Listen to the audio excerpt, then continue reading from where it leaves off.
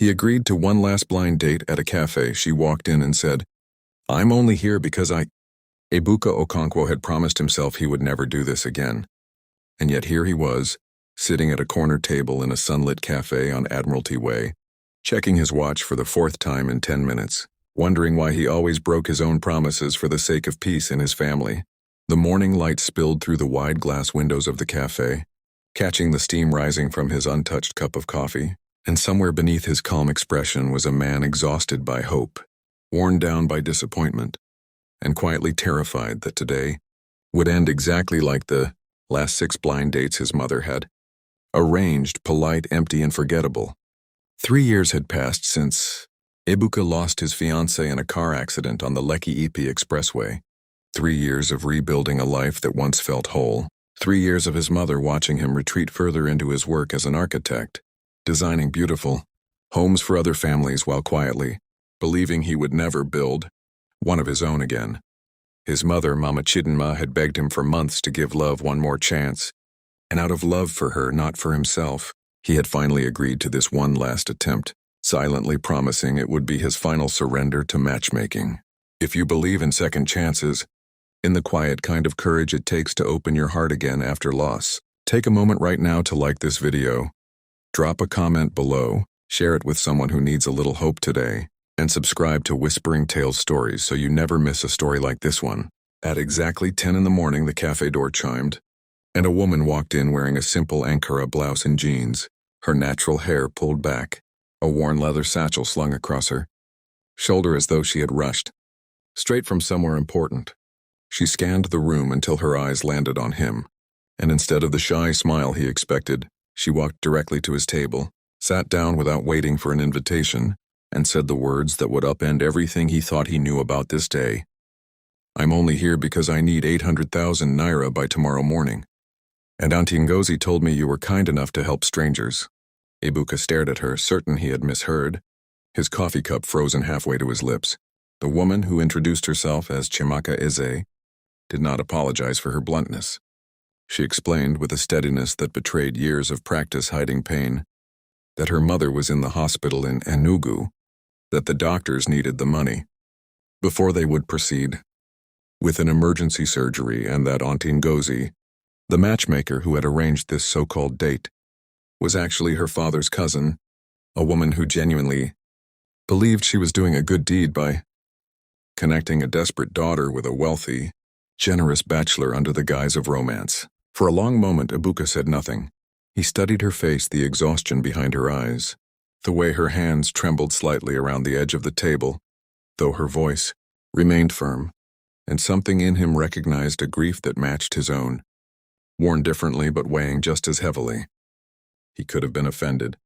He could have stood up and walked out feeling used, feeling like just another target for a stranger's crisis. But instead, he found himself asking quietly what hospital her mother was in, and what the surgery was for. And Chiamaka, surprised by the gentleness in his voice, began to speak, really. Speak about a woman who raised 3 children alone after their father passed, who sold akara by the roadside every morning before dawn to pay school fees, who now lay in a hospital bed, fighting a battle no child ever wants to watch their parent fight. As she spoke, the cafe around them seemed to fade, the clinking of cups and murmured conversations dissolving into background noise, until it was only the two of them, sunlight falling across the table between them like a bridge neither had expected to cross. Ebuka told her about his own mother, about the sacrifices she had made raising him after his father left when he was young, about how he understood more than she could know, what it meant to watch someone you love suffer while you searched desperately for a way to help. He did not offer the money immediately. Instead, he asked question after question, not out of suspicion but out of genuine care, wanting to understand the whole of her situation before deciding how best to help, because Ebuka had learned, through his own losses, that true kindness required patience, not impulsiveness. Over the next hour, as the cafe filled and emptied around them, something shifted between two people who had walked in as strangers with entirely different intentions. Chimaka, who had braced herself for rejection or worse, found herself laughing despite her exhaustion, surprised by Ebuka's dry humor and the careful way he listened, as though her words truly mattered to him.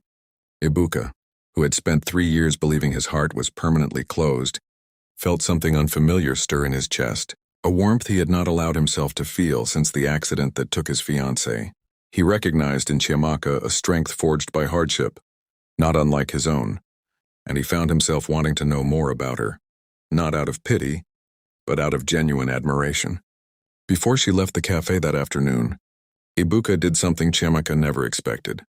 He did not simply hand her the money and send her away, treating her crisis as a transaction to be resolved.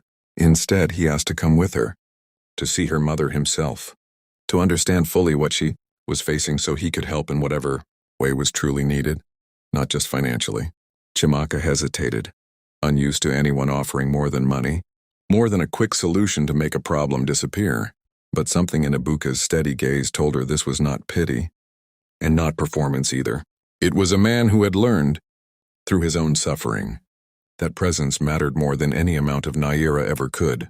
The following days took them to Enugu together, where Ibuka met Mama Nkechi, Chiamaka's mother, a woman whose frail body could not hide the fierce spirit that had carried her through decades of hardship.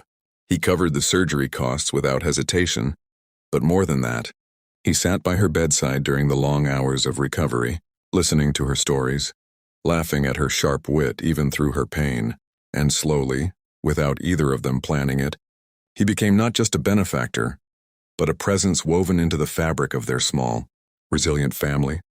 Chiamaka watched him with growing wonder, unable to reconcile the man before her with the wealthy stranger she had approached out of desperation. Weeks earlier, weeks turned into months, and what began as an act of desperate necessity transformed, quietly and steadily, into something neither of them had dared to name. Ibuka found himself returning to Enugu not out of obligation, but out of longing, eager to see Chiamaka's smile, to hear her mother's laughter, to feel the warmth of a family he had feared he would never have again. Chiamaka, for her part, began to understand that the loneliest people often carry the deepest capacity for love, if only someone is patient enough to wait for them to open. Ibuka's grief had not disappeared, but it no longer defined him alone. It had become something he shared, something that connected him to a woman whose own losses had taught her the same. Painful, beautiful lessons about resilience and hope. By the time the rains came to Lagos that season, Ibuka stood once more in that same cafe on Admiralty Way, this time waiting not out of obligation to his mother, but out of his own choosing, holding a small velvet box in his pocket and a heart that finally felt whole again. When Chiamaka walked through the door, sunlight framing her just as it had the day they met, she smiled the same knowing smile, and Ibuka realized that sometimes the last blind date you ever agree to is not the end of searching, but the beginning of finally being found. If this story touched your heart even a little, if it reminded you that kindness can transform even the most unexpected beginnings into something beautiful, please take a moment to like this video, leave a comment, and share it with someone who needs to believe in second chances today. Before we close this story, drop the word kindness in the comments below if you believe love finds us exactly when we've stopped searching for it. And so in a quiet cafe where desperation once sat across from doubt, love found its way gently and unhurried, proving that sometimes the greatest gifts arrive wearing the disguise of our hardest days.